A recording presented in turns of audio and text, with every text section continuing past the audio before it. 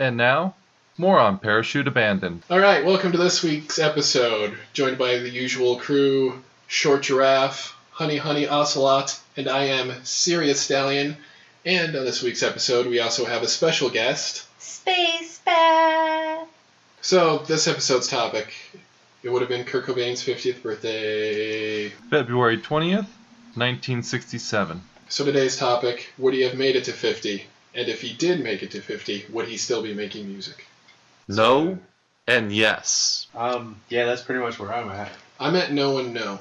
No and no. Why do you say that? I meant no and no with the caveat that I don't think Nirvana would have kept going because he would not let Nirvana become a legacy band where it was, hey, I'm out on tour for the 20th anniversary of Nevermind. He wasn't that guy. That's true. That's very true. Depending on the relevance of Nirvana and how he cared about the relevance of Nirvana, I don't know if he would have still been making music. Would he have still been involved in music? Yes. But would he have necessarily been solo artist or in a band? I don't think so.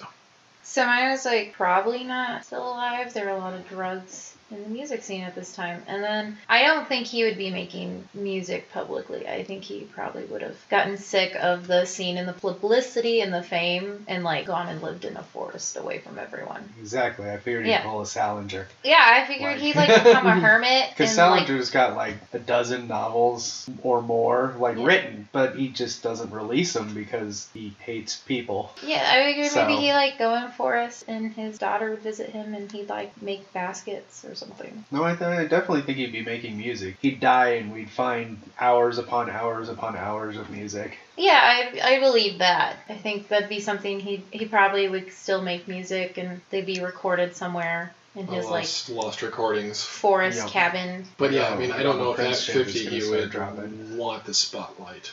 I don't think so. I think he would have very much have gotten tired of the spotlight. Mm-hmm. Now, I think he could have potentially Joe Strummered it, where it was just formed some random small band that occasionally made original music to keep himself occupied, but even then I'm not sure. And it's also hard to say because you look at Nirvana now, the legacy exists as such, partly because...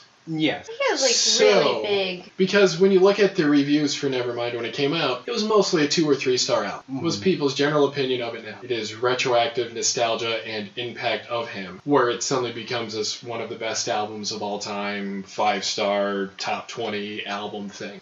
Wait, wasn't it it became a teen anthem at the time he was At the time, around? well, yes, which was part of what drove him nuts. That's why I'm I don't know, because it's hard to look at Nirvana and say, does Nirvana's impact and legacy even exist in the ballpark as what it does if he's still alive? It depends on how the career went, but they had already made it big. I believe In Utero was a better album than Nevermind. Oh, absolutely. Yeah, much better. He embraced what they had become as much as he was capable of. In Utero was... They intentionally made that as monotone and bland as possible to try to slough off all the Psycho fans that didn't really give a shit, but were popular music, yay! Yeah. He was already trying to escape the mainstream, so... That was the whole point of In Utero, was to try to escape the mainstream. And that's why I think even if he was alive, he would have left music and he would have left fame. I think he would have tried to hide somewhere in a small town or... Well, he would have left the business, yes. Yeah. I definitely agree with that, but he'd been making music his entire life. I don't think he'd stop. Where I'm the only other thing is maybe own label producing.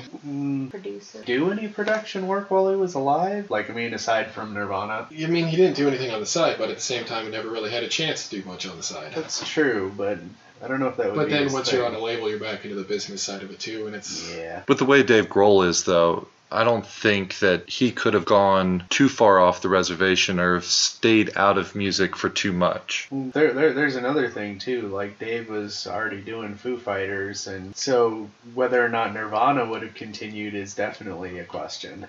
Yeah, Dave would have stayed with Nirvana, because that's just who he is. Yeah. I think Dave Grohl would have continued with his music career kind of in the same vein that it went, doing things like Probot, just a random album out there. Fighters, more guest spots, Queens of the Stone Age and whatnot. Probot was the 80s? Yes. 70s and 80s Probot was an 80s supergroup, more or less. Where he had a guest singer on just about every track. Yeah. every track. I mean, he would have continued doing those things, I think. So even if Nirvana would have continued on, I think he would have continued making side projects. So you could have looked at a Nirvana album every 5 years, could have pulled something later on like a Tool.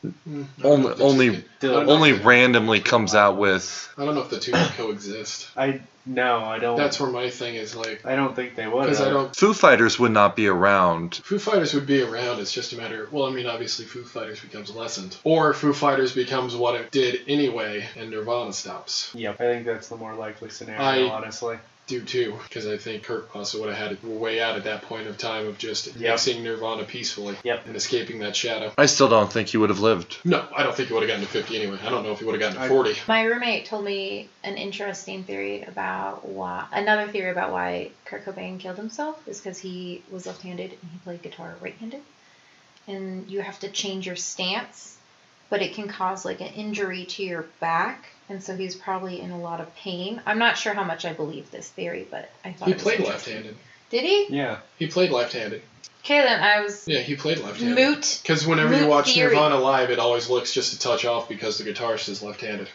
Yep, that doesn't work at all. Never mind. Not to nix that one. Nix it, done. But well, no, he he was left-handed, but he had... It was stomach? Yeah. Wasn't it? I know he had big digestive things. Serious stomach issues. Because that was part of what was driving him through depression between Nevermind and In Utero. Yep. And that's what got him back on the drugs, too. Mm-hmm, yeah, because he was able to eat, and so since he was able to eat, he got back on the drugs. Yeah, he was totally clean, and then he got sick in Italy, I think it was. And yeah, it was while he was in the hospital, they gave him opiates, and he was like, fuck. And right back into the addiction. Yep. Because there's that interview where he's like, I was able to eat like almost a whole pizza for the first time in like 6 years. He's like, I hadn't been able to do that. He's like, since I was like 21. Do we know what he had? Like, no. Oh, I don't remember. The doctors didn't know. I know that was the thing. I don't think he ever got diagnosed correctly on it. They just found drugs that allowed him to eat. That's why I don't think he would have made it. Yeah, I don't know how. That's the thing. It's almost how long could he have made it? Yeah. Just in general, it's meant to be a short burning candle. Yeah, a lot of those digestive issues like Crohn's and the similar diseases, they're just brutal. Mm-hmm. Brutal. Yeah. Internet is saying maybe Crohn's disease, depression, and IBS.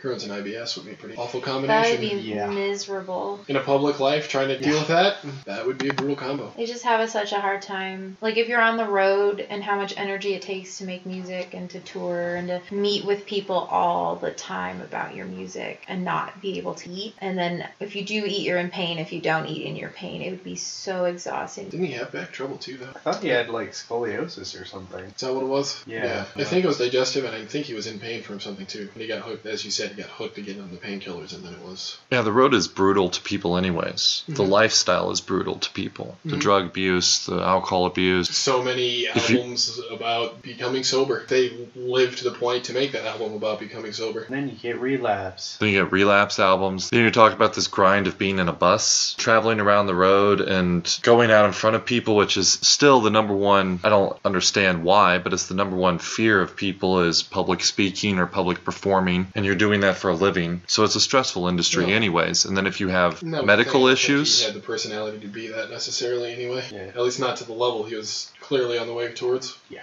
This was depressing. Right? And this was Parachute Abandoned, a Moron production. Find us on Twitter @MoronPro or contact us at moronpro@gmail.com.